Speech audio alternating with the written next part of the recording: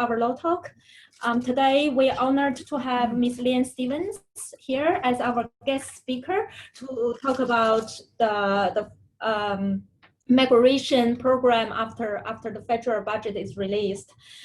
Just a brief introduction of Leanne. Leanne is the CEO of Emergico Migration. She has running a successful migration firm for over 10 years. She is also a vice national president of Migration Institute of Australia. She's the president of MIA in Queensland and Northern Territory. She is one of the a few ladies who won the Queen Elizabeth II Award, being a rescuer. She used to work for ambulance for 20 years. So she's a great person and a great mentor for me. And Leanne also was my ex-boss. So that's about that's Leanne. Should we start, Leanne? Yeah, sure. Okay. So the federal budget was released on the 6th of October. Please, would you provide us with an overview of its migration quota for each visa scheme? Okay, now first apologise, I had a lot of things written out, but I left it when I was taking something out of my bag, so I have to look on my phone where I have a photo. So the budget that came down was, I guess, a bit of a surprise to some people in some ways at how they allocated out the position. The biggest surprise to me to start with was that they didn't cut the number of migration places. I thought they may cut the number, but in fact, because a couple of years ago they declared that it was a ceiling, not a target anymore, it's very easy for them not to cut the numbers. They can actually just underfill the numbers. In fact, this year, their numbers were 160,000, but they only filled 141,000. So they underfilled it anyway by quite a significant amount, and I think that will happen again next year. There were, basically, to summarise it, the department this year does not expect it will grant anywhere near the same number of visas that it's been granting, okay? And the ones that they will grant will be in different categories that they haven't traditionally granted so many in. The big winners, if you like, the categories that have increased in the number are the business skills program. So last year there was a quota there of 6,862 places. This is for the 1.8, the 132, and yeah, all the three streams of the 188 and 132s. And so this year that's going to be 13,500 places. Now, my only concern with that as a migration agent is that they are so incredibly slow at processing business skills visas. I have some that have been 2 years in the system and they're still not granted. Nothing wrong with the cases, they're just not picked up yet. So I don't quite know how, unless they increase their resourcing considerably, I don't know how they're going to grant any. But let's hope they do, because that will be good for everyone. The other one is Global Talent Program, which is a new program started late last year. It was originally 5,000 places for the year, and now they've upped that to 15 because they want to really focus on people. The reason they like people who are globally talented and who fit into one of the target sectors is because those people are multipliers in terms of coming into the country, setting up businesses, creating employment, or working for high-tech companies that are growing pretty rapidly. So they've upped that to 15,000. Partner visas is the other surprise one, that they last year gave out nearly 40,000 partner visas. This year they've got it set at 72,300. Now, part of the reason for that is because there's already a very big backlog of partner visas. They also know that they will not be able to fill their skilled visa quota to the way that they would normally fill it. And so they have decided that they would rather focus on getting a backlog down while they can. For some reason, they don't anticipate getting as many of those visas this year. I don't really understand why they don't anticipate getting that many. I don't notice any drop-off in demand from people. Everybody knows that partner visas take a long time, so if you apply now, you're going to wait for probably the duration of the COVID period anyway, so why not apply? That would be my thoughts. And then there's been a few categories where obviously there's been very, very big slippages in the numbers, and employer sponsored has sort of gone from 39,000 to 22,000. Now, having said that, broadly in the skills category, That incorporates employer-sponsored, the skilled visas and the business visas and global talent. They're very flexible within that category at moving things around. And the employer-sponsored stream is essentially demand-driven. So if they do have a demand for a lot of employer-sponsored visas that are legitimate and they want to fill them, they can easily take places from another category. So it doesn't really matter. But they're predicting less than they have been, and they're certainly applying a lot more scrutiny to. Do you need to translate any of this? I just realised that I've talked for a long time. It's okay. You can stop at any time. I can't remember what you say. Can you? All right. Okay, well, I'll just maybe run through the rest of these numbers. And then, skilled independent is almost a non-starter this year, I think, 6,500 places. And the reason that I say that is because if you think about 6,500 places for 189, that includes family members too. So if you have a family of 4 people, if you have an average family size of 3, then you're only going to get 2,000 people really who are skilled. And then parent visas have also dropped off. They don't place a lot of weight in parent visas, unfortunately. The department doesn't see them as anything other than consumers of services when they get older. I'm just saying that to be sort of very factual about the whole thing. Mm-hmm. It's wonderful to be able to get parents to do a lot of parent visas, and we do enjoy seeing people being able to get their family here, but the wait time is just blowing out a lot because of that. And so the big losers are skilled migration this year, and the big winners are business skills and global talent and partners. So I might just briefly. By all means, summarise that. Okay, all right. It's going to be a hard task, but it's okay because you don't know what I'm talking about in Chinese. Okay, that's all right. 简单的用汉语把练的重复一下，当然不可能是一字一句的去重复啊，因为大家可以听一下我们的回放，就是关于英文的。主要是这一次签证的大赢家是商业投资类移民，还有天才类移民，然后呢还有就是配偶移民，这三类签证呢是我们这次财政预算之后的大赢家。原因是他们每一类签证我自己看了一下是拿到了双倍的这样的数额，比往年来看。那么这一次财政预算当中的受到影响非常大的呢是我们的技术移民，特别是我们的独立技术移民189号签证。那Leanne刚才也说到说给的名额呢只是6500个名额，那6500个名额当中呢而且还要包括家庭。那刚才他举例说，如果一个4口之家或者是3口之家的话，那拿到签证那就占了3口之家就占了3个名额，那就是6500当中3个名额就没有了。这是我们技术移民当中的一个全澳6500。对，就是这样的。对，这个财政年，对，就是很少。然后呢，说一下总体的那个预算的名额呢，总体预算是还跟去年相比还是一样的，就是16万个10百千万10万，对，16万个名额这样的。没有变。那么去年来说它也是16万个名额，但是呢移民局政府只给了只占了14万，就是有2万的名额呢还没有往外抛出去。那今年呢Leanne刚才自己预计了一下呢，也觉得说也有可能说是他虽然说是给16万，他不一定会占16万，他有可能是说14万、13万、12万，也有可能这样的。就是一个总体的数字的这样的一个总结。那大家有什么问题吗？现在就是只关于前面这2个没有啊？没有。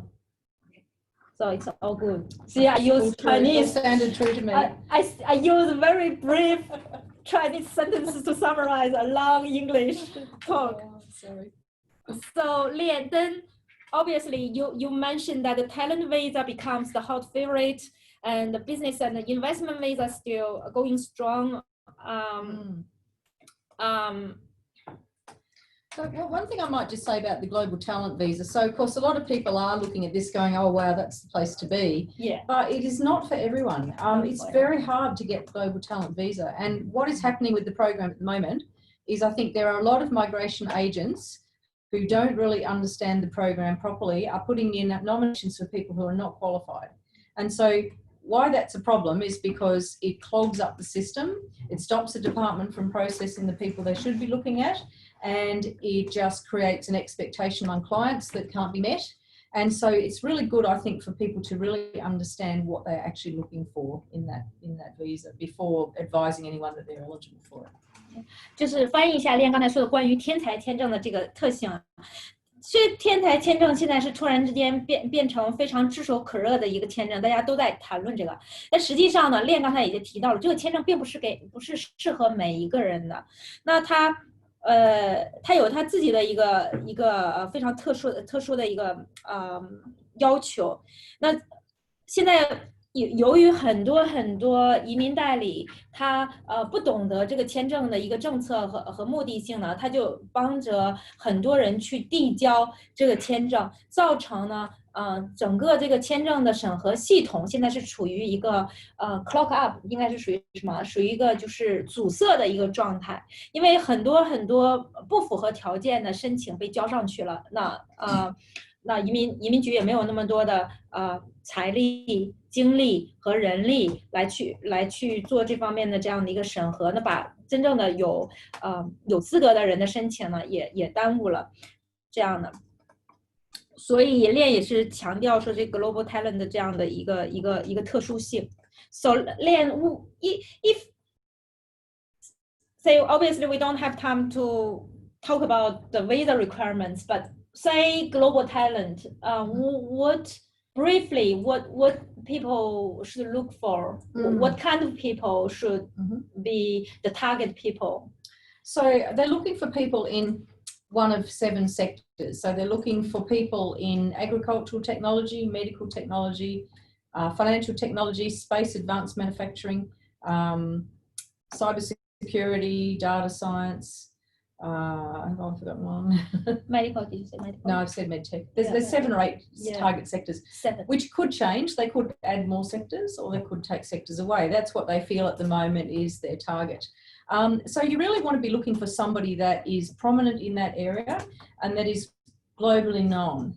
So they have to have a global presence. So in other words, someone who just, for example, I'm getting a lot of clients at the moment come to me who are students studying here because the universities, it's gone around the university like wildfire that, hey, there's this wonderful permanent residency visa you can get. So when people have come, they've studied in an area like data science or something, and they graduate with their master's degree, they've got to have more than that. They've got to have some international recognition, or they've got to have some international applicability of what they've done. So for example, they might have done research that's applicable internationally, or that might help Australia's global competitiveness or something like that. So they have to be able to pull on something like that. And they also have to be nominated by someone prominent in Australia. So I think it is not really useful just to look at pure graduates. It may be people who have come here and done PhD and have worked elsewhere already and have done things like that. They can certainly be, we've done a few like that. But graduates who've come in and maybe done honours and masters or whatever without other work experience are going to be very hard to get through. 所以刚才就是问了一下Leanne，就是可以简单的说一下这个签证的这个天才签证的特性。那Leanne也提到了说，一共是有七个就是产业，产业，比如说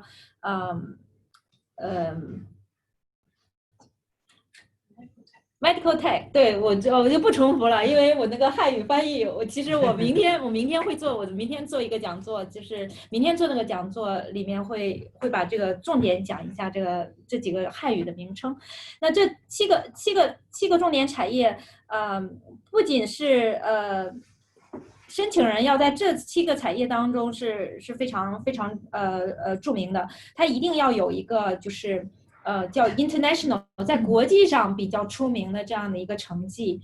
Leanne也提到了说有很多在校的大学的学生来找他，这就并不是说对在职的学生或者是一些大学毕业生来说，并不是所有的人都会符合条件的，这也是要看的。那他提到说你一定要有一个全球的这样的一个表现，在国际上有一个这样的表现，并且还要有这样的一个提名者。这提名者是澳洲人或者或者是符合条件的新西兰公民，那他们也要在我们国家澳洲国家也在同等行业里面也是要非常出名的，所以这个并不是说每个人都可以，每个留学生或者是读硕士什么毕业了就可以去申请的，这个还是要请专业的人士来帮你审核这样的。So good. Well, what's our time like? 时间怎么样？还有15分钟。还有15分钟。So we're doing really well. Good. We still have 50 minutes. Oh my goodness. That's good. So Leanne, what I find the surprise of this budget is about the media release about the language requirements on family visas, especially partner visas. Yeah. So I think we had probably about 2 media release or a few. After that I know many migration agencies, they've written lots of marketing articles talking about this, and many of my clients get really stressed. And I also read articles written by the media. They criticize, they say it's a racist, it's a white people policy. I mean, that's what the paper read. And the labor is also strongly against this, right? What do you think? Would you give us a little bit of background about this? Yeah, so this did come as a surprise to everybody in the budget. Nobody knew this was coming. Certainly nobody in MIA knew about it. And it would appear that the government has decided to introduce this consistent with a number of other countries, including the UK and Canada, who both have a language requirement for these things. So they've decided to introduce it, and like with a lot of things in migration, it's gone in without really any detail, and so people have become very concerned. I have found out a little bit more about it in the last week due to a meeting I had with the department, and it's not as bad as it sounds. Okay, I'll explain to you what it actually is, and also just maybe talk about the rationale. So why is it that it is important that people have English?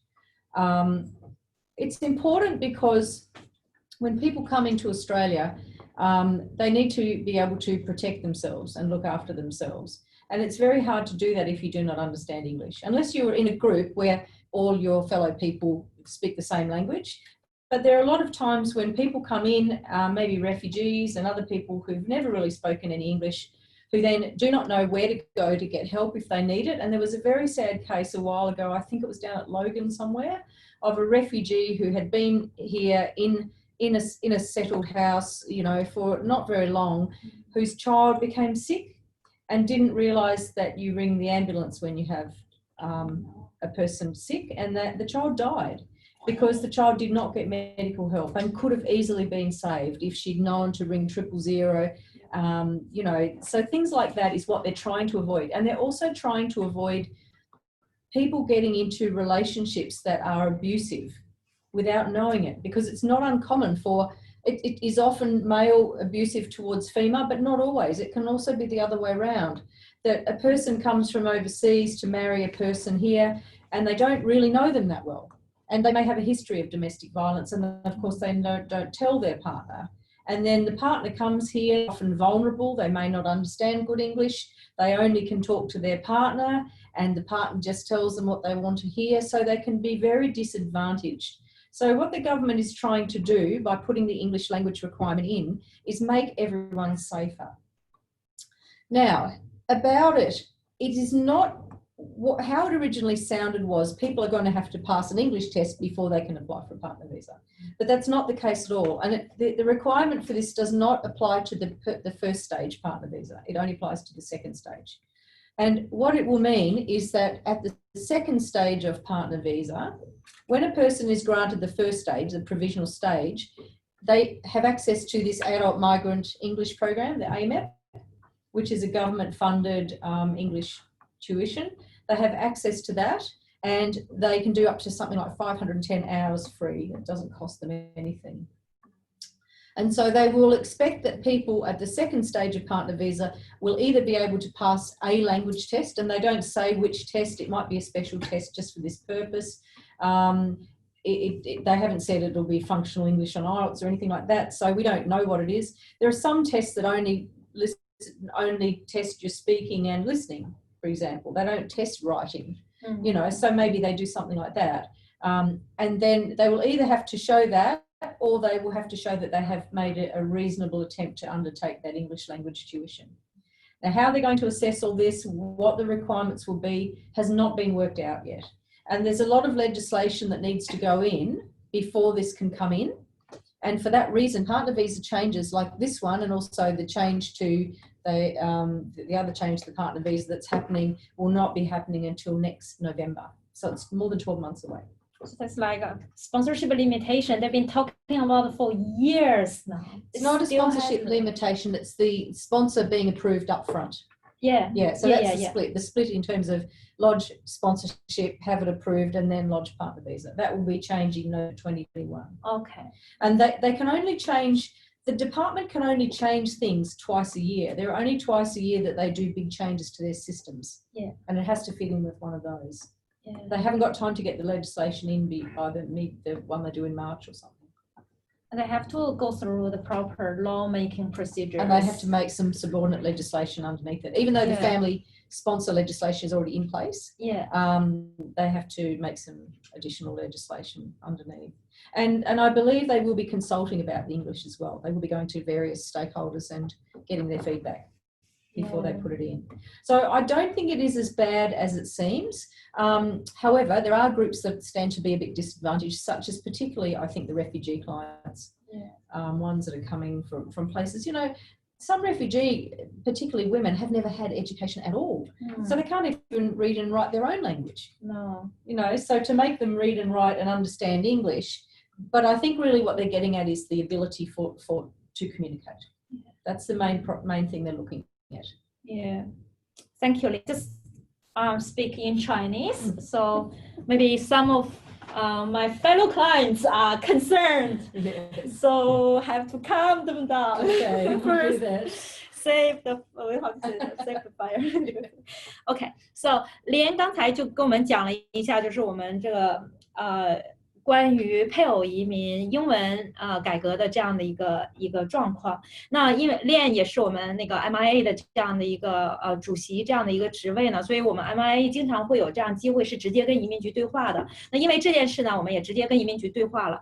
那刚才呢，他也提到说，其实真的对话完之后，没有像媒体报道和各个就是很多就是文章当中写的那么坏，因为他说要首先要了解一下他的目的性，他为什么要去引进这个英文的这个要求，主要是因为呢是为了保护申请人一个安全和权益的问题。那他提到了一个最近在我们 Logan 发生的一个比较悲惨的一个案例，就是一个呢 refugee 的话就是难民家庭来的这样的一个情况。那小孩子生病但是因为妈妈是不懂得英文，也不懂得去怎样去求救去保护自己结果呢明明是可以给救护车打电话然后送医院，结果由于缺乏语言沟通这样的一个情况呢，孩子最后导致说孩子死亡。那这是其实也是一个移民局最不看到的，这也是他为什么要加英语要求的是主要的原因。另外一个方面就是跟我们家庭方比较有关系的，就是说最近有很多家暴的这样的案例。当然这个家暴呢也提到了，不光是男方，就是男方施暴于女方，也有女方施暴于男方的，因为这就是由于语言的问题这种事情也会发生。出于这两个初衷，所以说移民局想说 OK， 那我是不是应该让我们的申请人一定要先去学一学英文，这样的话呢能保证你的在这边的权益。那么这是他的目的性。那另外呢他提到就是说他这次改革如果一旦发生的话呢，他并不是要求申请人在递交申请的时候满足英文要求，也不是第一阶段的这个英文要求。就是说我们知道我们在拿配偶签证的时候，一般是要给2个签证，配偶呢先要拿个临时签证，然后过一段时间满足一些要求之后，证明还是在配偶关系当中呢，你才能拿到永居。那这个英文要求呢是要放在第2阶段，就是申请人已经拿到了那个临时签证之后，然后再申请拿到永居的时候，才需要证明他会有一定的英文水平。那他在这个阶段呢，他有一个什么样的好处呢？就是你在申请人他拿到第1个签证的时候，就临时签证的时候，就政府会给一个510个小时的一个免费的成人英文的一个培训。那政府就说，你都拿到配偶签证了，第1个阶段签证了，来上我们学英语课吧。你学完之后呢，我们给你做一个小型的考试，如果你能考过的话，证明说 OK。那刚才Leanne也提到了，至于这个考试是什么考试？是光考口语啊，还是考写作啊，还是什么的？这细节都没有进行任何的商讨，而且呢，也提到说，有可能不考试。如果你能证明说，给移民局提供证据说我有去努力的去学习这个510小时的英文的话，也有可能来代替这个考试。而现在呢，都是一种新闻的状态，就是还没有任何定下来的状态。那我们就是说提到说，因为这是一个重大的法律上的改革，如果这个事件一旦要实行的话，一定要走正常的治法程序。那治法程序的话，那就是我们知道要通过2会的，我们要有一个先起草一个法案，然后呢要递交到2会去讨论，然后经过第1次、第2次、第3次的辩论，然后最后呢就是通过再走这样的就是这样的一个形式。这个动作不是一个短暂的动作。是一个长期的计划。那Leanne也提到说，如果要是一旦实行的话，他们想说可能是在11月份，2021年的11月份会有这样的一个打算。不过呢，不过是他在改法的时候，他除了要走立法程序以外呢，那移民局要改他的那个网上递交签证的系统。这我们知道，我们现在递交签证都是要在IMI account 里面递交嘛。如果他要是做这个动作的话，他需要大型的技术上的改革。那移民局也不会去随便的改革，因为它会牵动到整个的系统，所以在1年当中呢，它只能是有2次这样重大改革。因为牵扯到的其他申请人的利益太大，所以说现在预计来说呢，可能是说2021年的11月份。但是具体细节什么细节都没有，就是具体是怎样考啊，什么英文是什么样的水平啊，是会不会豁免啊，这样的都没有任何的细节和条款。那最后Leanne也说，就是我们现在这个阶段，如果政府一旦要去把这个事情进行下去的话，他要跟我们的就是各行各业，就是特别像我们这个行业，像我们 MIA 这样的一个组织呢，和我们的从业人员呢，要进行一个调查和反馈。那我们也会去整理我们所有的，比如说移民代理和移民律师的这样的一个意见，从客户里面总结意见，然后给它形成一个报告的形式，然后去上交给政府。政府也会尊重我们的。作为我们全国最大的移民行业，政府是非常尊重我们的这个专业意见的。那最后呢，也提到说，这项改革呢，确实呢对某一些群体是非常不利的。那我们最大的不利的群体就是我们的难民群体，因为有一些难民群体连他自己的语言他都不会说，也不会写。那现在让他突然之间去学习一个新英语的话，对他来说是很难的。但是对于我们今天在我们群里的我们的一些听众朋友，还有观众朋友，还有我的一些客户，有我的客户吗？林律师有啊。请你们不要担心，因为你们的水平是够用的，然后也不是为了像你们这种为了你们这样这样的申请人而设的条款，而且不一定会有考试，可能会说你要是努力去尝试做一些英语上的培训，也有可能会满足条件。那当然我们作为我们的客户的话，我们的客户第一时间会得到最好的最新的消息，就是我们会把最专业最准确的消息带给您，在这个政策实施之前，你会有很多的 notice， 不会说没有时间去准备。但是到目前为止我是不担心的。 I'm not worried about this language requirement. Are you? No, not really. I think when the details come out, it will be clear, and it will probably affect some people, but they should have plenty of time to manage it between the first and second stage. I totally agree. Yeah. So 差不多了，没有问题了，有没有问题？没有问题啊？没有问题。有一个问题。Sorry, you have a question? Question time. I think it's like kind of out of scope. A question. But recently there's like this news, Scott Morrison and the like refugee like activists and stuff. Like, have you guys heard about that? Oh, what happened? Like outside UQ where he like experienced some incidents. Oh, is that where they put blood on his car? Yeah. I don't know if like that's related to migration at all. But I was wondering like, can migration agents do anything for the refugees, or is it more to like the government? Well, you know, a lot of migration agents advise refugees on their rights and how to apply for protection visas and that sort of thing. I don't look after refugees at all because it's sort of a very specialist area of migration law that I think they need to be with people who understand it and do it all the time. Okay. So I don't do any, but there are people who do it, and a lot of these people I don't have the funds to actually engage people for them, so they have to go to places like Rails, you know, the organisations that are funded to deliver services to refugees. So they can, yeah. I mean, in terms of activism, no. I mean, we don't, migration agents don't tend to protest, I guess, mainly, but you know, but certainly RMAs can help refugees just the same as they can help anyone by giving them proper advice.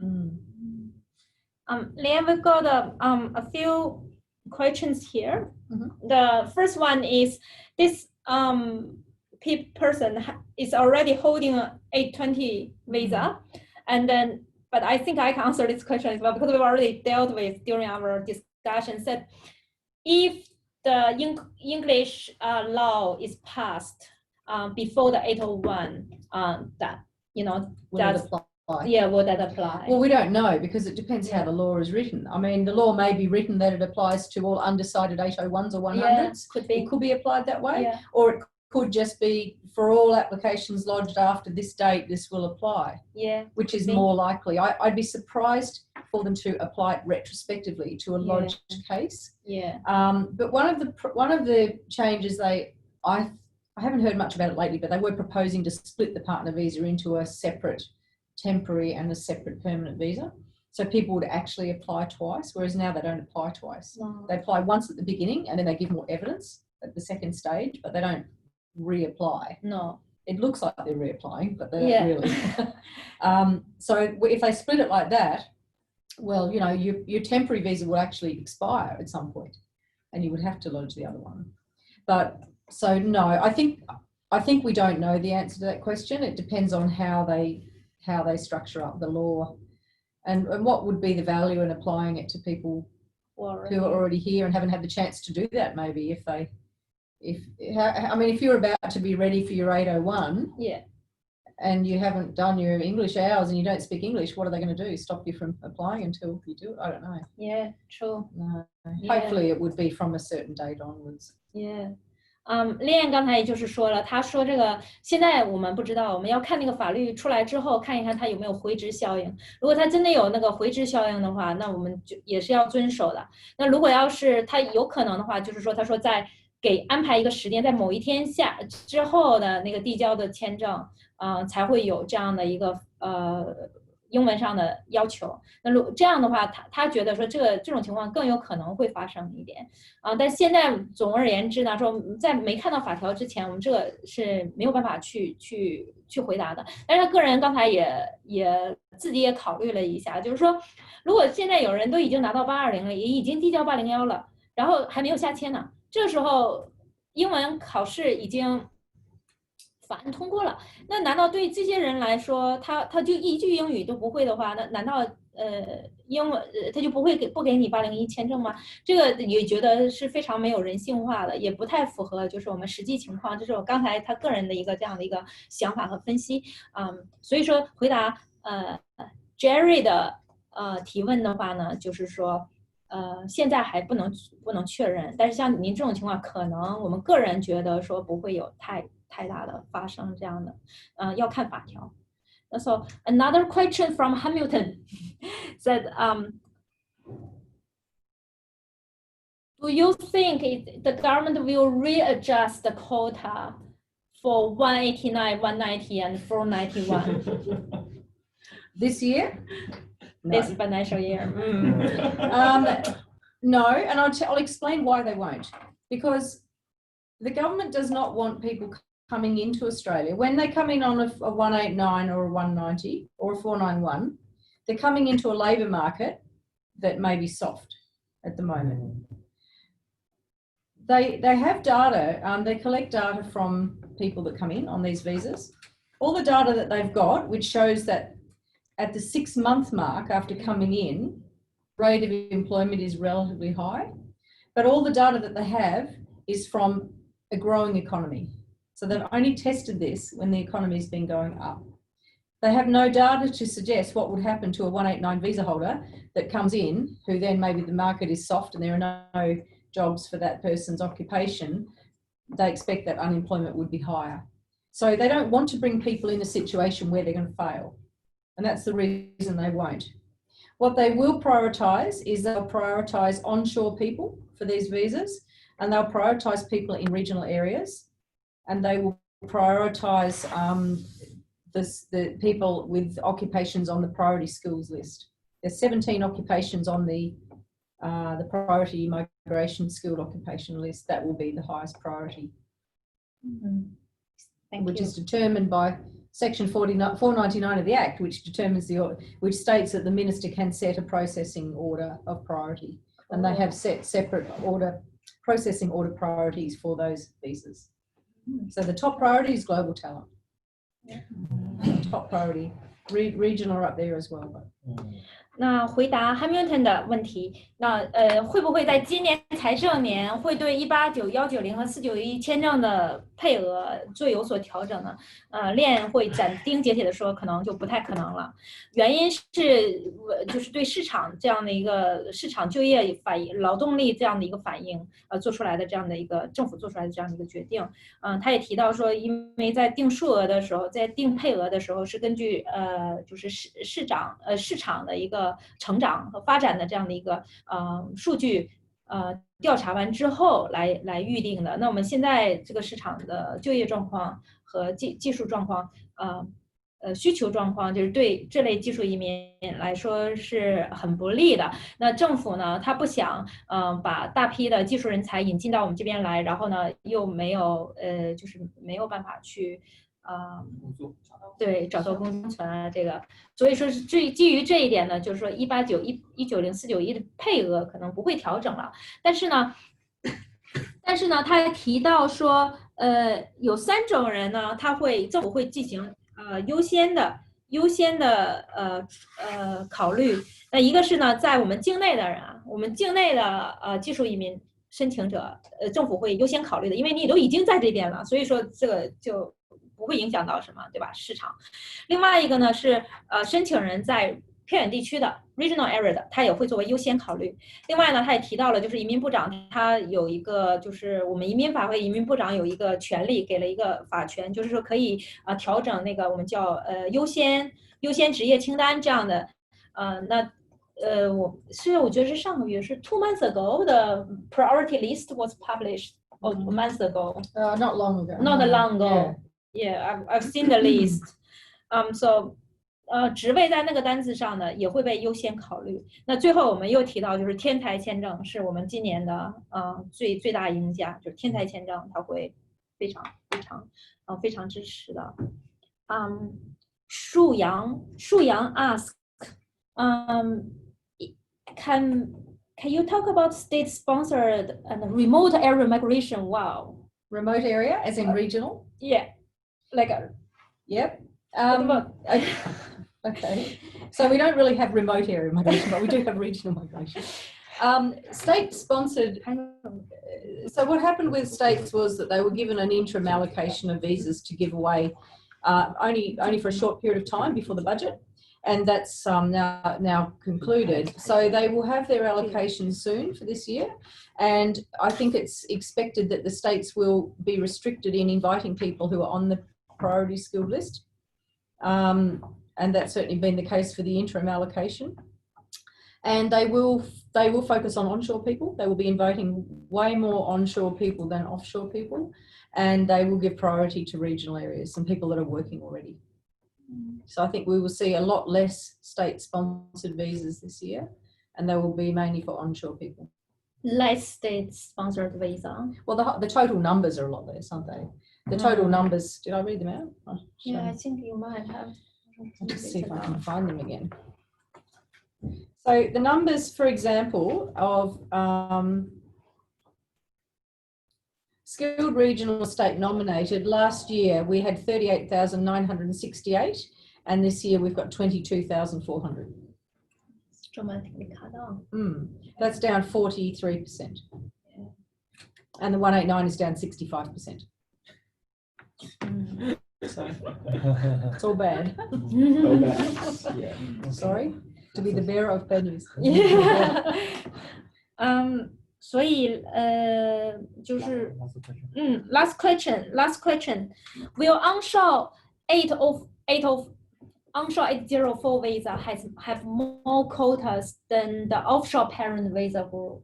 So they have not released the legislative instrument yet that splits the contributory from the non-contributory quota.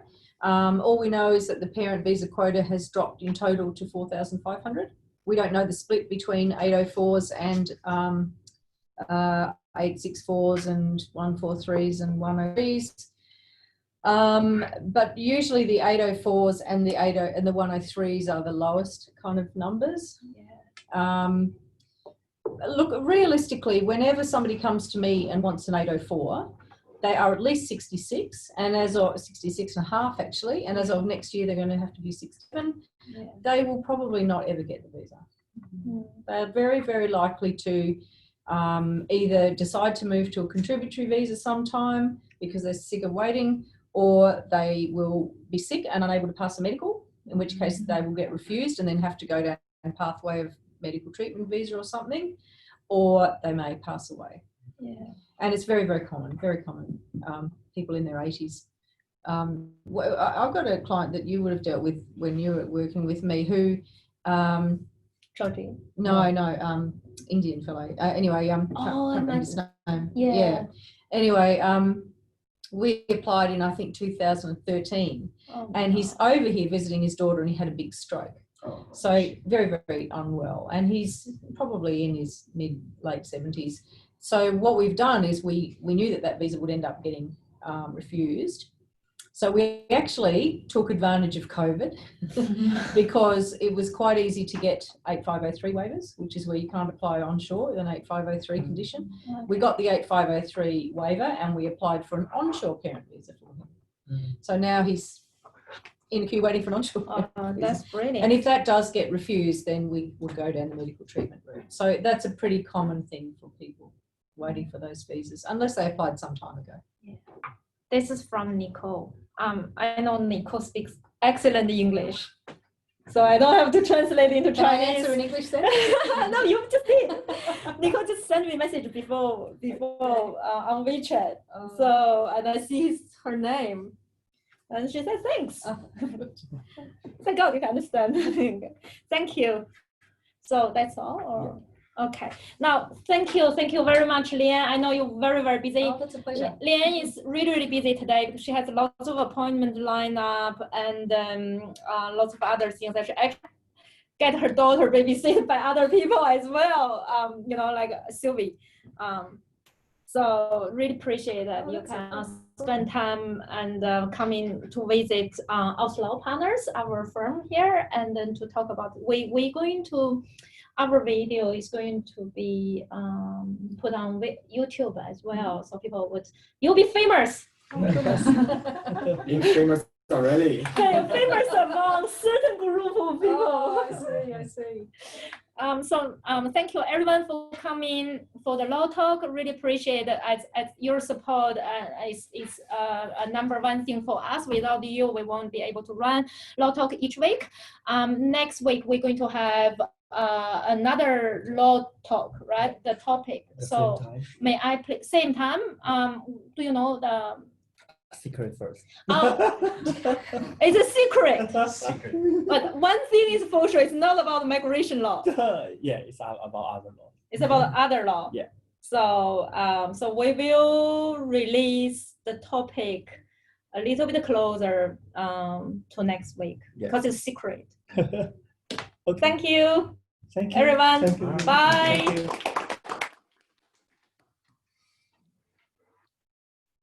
Seriously.